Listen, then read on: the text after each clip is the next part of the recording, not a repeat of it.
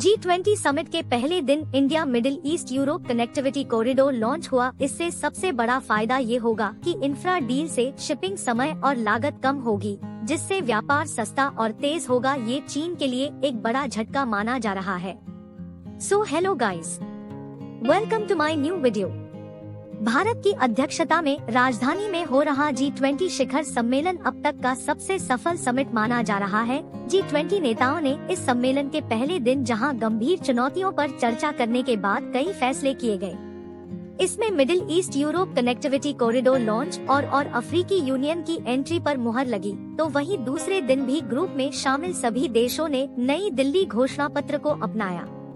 Number 1, G20 सदस्य देशों के बीच सबकी सहमति से नई दिल्ली लीडर्स समिट डिक्लेरेशन को अपनाया गया है। प्रधानमंत्री नरेंद्र मोदी ने भारत मंडपम में शिखर सम्मेलन के दूसरे सत्र को संबोधित करते हुए इसकी जानकारी शेयर की। उन्होंने कहा कि अभी अच्छी खबर मिली है कि हमारी टीमों की कड़ी मेहनत और आपके सहयोग के कारण नई दिल्ली G20 लीडर्स शिखर सम्मेलन घोषणा पर आम सहमति बन गई है। मैं अपने मंत्रियों, शेरपा और सभी अधिकारियों को धन्यवाद देना चाहता हूं, जिन्होंने अपनी कड़ी मेहनत से इसे संभव बनाया। गौरतलब है कि पहले रूस यूक्रेन के मुद्दे को लेकर इस घोषणा पत्र को मंजूरी मिलने में दिक्कतें आ रही थी।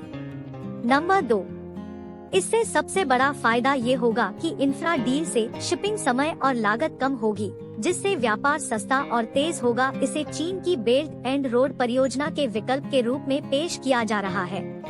इस कॉरिडोर का उद्देश्य यूएई, सऊदी अरब, जॉर्डन और इजराइल से होते हुए भारत से यूरोप तक फैले रेलवे मार्गों और बंदरगाह लिंकेज को एकीकृत करना है। रेल लिंक से भारत और यूरोप के बीच व्यापार करीब 40% तक तेज हो सकता है। भारत के इस प्रस्ताव पर सदस्य देशों की रजामंदी चीन के लिए बड़े झटके से कम नहीं है। इस ऐलान से चीन के प्रोजेक्ट BRI को तगड़ा झटका लगा है, जिसका भारत पहले से विरोध करता रहा है। नंबर 3, भारत के एक और प्रस्ताव पर रजामंदी दी गई है। समिट के पहले दिन ग्लोबल बायोफ्यूल अलायंस लॉन्च किया गया। इसका उद्देश्य टिकाऊ बायोफ्यूल का इस्तेमाल बढ़ाना है। बायोफ्यूल पेड़ पौधों, अनाज, शैवाल, भूसी और फूड वेस्ट से बनने वाला ईंधन होता है और इसे कई तरह के बायोमास से निकाला जाता है। इसमें कार्बन की कम मात्रा होती है। अगर इसका इस्तेमाल बढ़ेगा तो दुनिया में पारंपरिक ईंधन पेट्रोल डीजल पर निर्भरता कम होगी और पर्यावरण प्रदूषण भी कम होगा। इसके साथ ही पीएम मोदी ने वन अर्थ पर G20 समिट में पर्यावरण और जलवायु अवलोकन के लिए G20 सैटेलाइट मिशन शुरू करने का भी प्रस्ताव रखा और नेताओं से ग्रीन क्रेडिट पहल पर काम शुरू करने का आग्रह किया।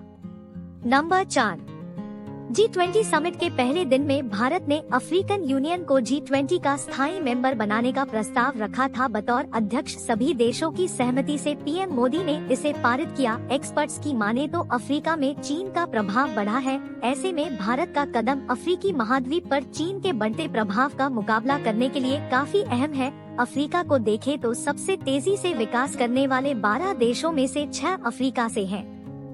इसलिए अगर दुनिया को उस तरफ बढ़ना है तो आपको उन्हें एक हिस्सा बनाने की जरूरत है। दूसरी ओर भारत और अफ्रीका के बीच व्यापार और शिक्षा से लेकर हेल्थ और तकनीकी तक सहयोग का एक लंबा इतिहास है। G20 में अफ्रीकी यूनियन को शामिल करने के समर्थन की पहल दोनों देशों के बीच इसी साझेदारी का प्रतीक भी है। नंबर 5, भारत और अमेरिका के बीच 6G टेक्नोलॉजी को डेवलप करने पर सहमति बनी है। इसके लिए जो अलायंस और मोह तैयार हुआ है वह सिर्फ टेक्नोलॉजी डेवलपमेंट करने पर ही नहीं, बल्कि उसकी सप्लाई चेन विकसित करने पर भी केंद्रित है। ये चीन के कनेक्टिविटी डिवाइस सेक्टर में बाहुबल को कम करेगा। अभी 5G के मामले में चीन का दुनिया के बाजार में दबदबा है। आज के लिए बस इतना ही। Thanks for watching. If you like this video then do like, share and subscribe my YouTube channel for more videos.